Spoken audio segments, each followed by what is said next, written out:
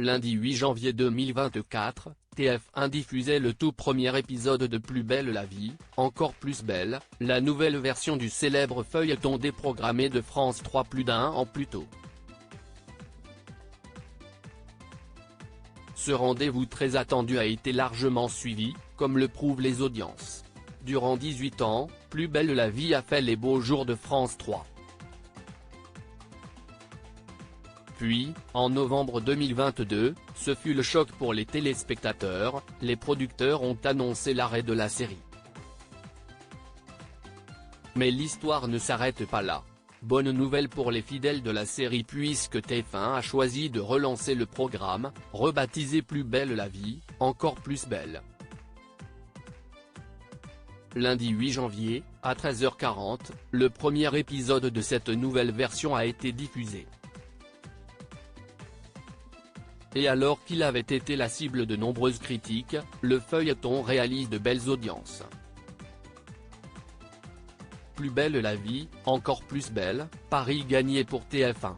Les aventures de Laurent Kéruzoré, Léa François mais aussi des nouvelles recrues au Mistral ont réuni 2,99 millions de téléspectateurs, soit 29% du public âgé de 4 ans et plus et 44,3% des femmes responsables des achats de moins de 50 ans. Un joli score pour le lancement de ce premier épisode diffusé sans page de publicité.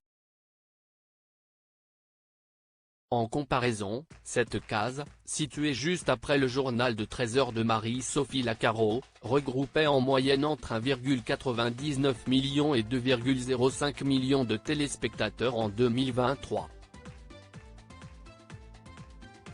Et ce n'est pas tout.